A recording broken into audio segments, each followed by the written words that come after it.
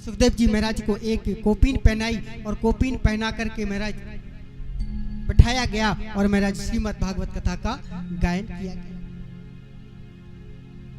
इधर महाराज सोनक जी कहते हैं, सूत जी महाराज, ये महाराज परीक्षित कौन है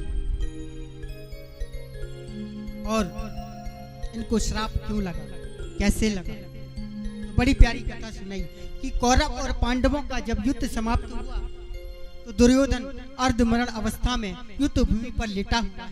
इसके ऊपर हजारों लाखों चील गिद्ध कौवे मंडरा रहे हैं। कभी आए अपना पंच भौतिक शरीर छोड़े और इसके शरीर को हम नोच नोच करके खाए, लेकिन ये मरता नहीं है। इसका एक मित्र है जिसका नाम है अश्वत्थामा। और महाराज अश्वत्थामा आया और आकर के कहने लगा, मित्र तुम्हारी ये दशा किसने?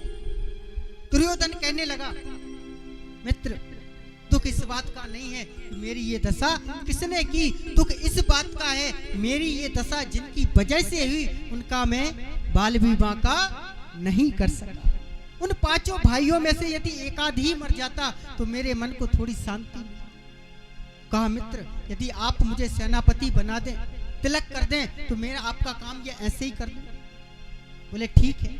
और महाराज तिलक किया। आज अश्वत्थामा इधर विजयश्री की रात्रि है। पांचों पांडव कन्हैया के साथ उत्सव मनाने के लिए जाते हैं। इनके 5 पुत्र हैं। मैया द्रौपदी ने 5 पुत्रों को सुलाया और उत्सव मनाने के लिए चली। अश्वत्थामा आया आश्रम पर तो देखा महाराज 5 पुत्र सोए हुए हैं और सोते हुए उन 5 पुत्रों की गर्दन पर वार किया और उनके शीश को उठाया और एक पोटली में रखा और लेकर के आ गया और आकर के कहने लगा, देखो मित्र तुम एक की बात करते थे, मैं 5 पांडवों के शीश लेकर के आया। ये देखो ये भीम का शीश है। और जैसे ही दुर्योधन ने भीम को शीश को हाथ में लिया, ऐसे मसल दिया जैसे रुई का पिंड मसल दिया हो। और महाराज दुर्योधन की आंखों में आंसू आ गए और कहने लगा, अरे मित्र ये तुमने क्या किया? ये 5 पांडव नहीं है, ये तो 5 पांडवों के पुत्र हैं। तुमने तो हमारे वंश में कोई पानी देने वाला भी जीवित नहीं छोड़ा। मित्र ये तुमने ठीक नहीं किया। इधर उत्सव मना करके जैसे आए और मैया द्रौपदी ने जैसे देखा जोर जोर से रुदन करने लगी।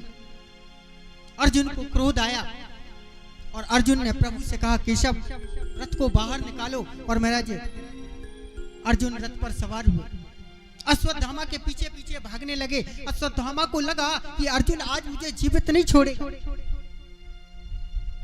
अश्वत्थामा ने क्या किया, अर्जुन के ऊपर ब्रह्मास्त्र का प्रहार कर दिया। अर्जुन कहने लगे, प्रभु ये क्या करता है, इसने ब्रह्मास्त्र का प्रहार कर दिया, अब मैं क्या करूं?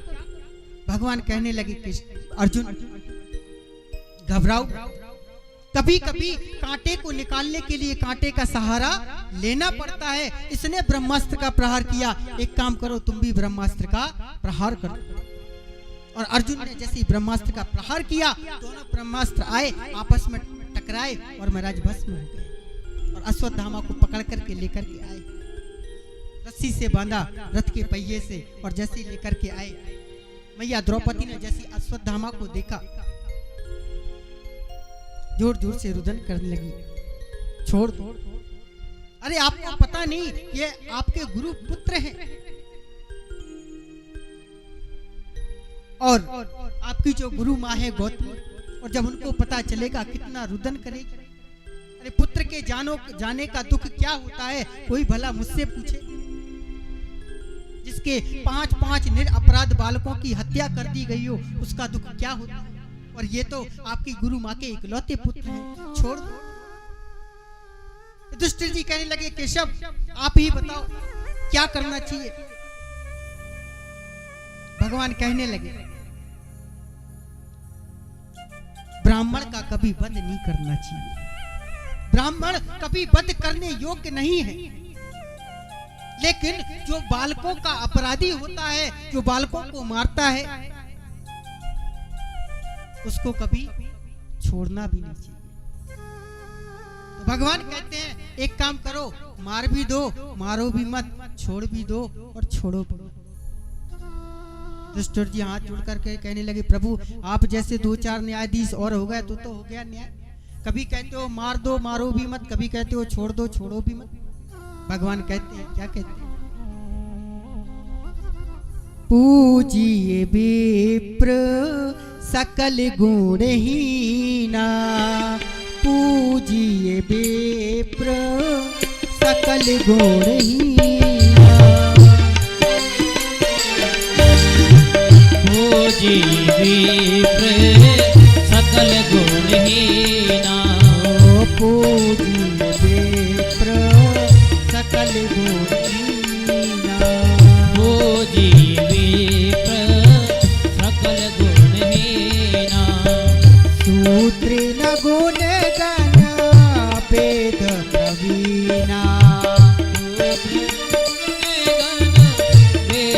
प्रवीणा, परहित सरसी धर्म नहीं भाई, परहित सरस धर्म नहीं भाई, पर पीड़ा समो नहीं अधमाई, पर पीड़ा समय नहीं अधमाई। और मेरा इसके मस्तिष्क में एक मणि थी, उस मणि को निकाला और मणि को छीन करके महाराज एक गधे पर बिठाया और काला मुंह कर करके गांव से धक्का मार करके बाहर निकाल दिया।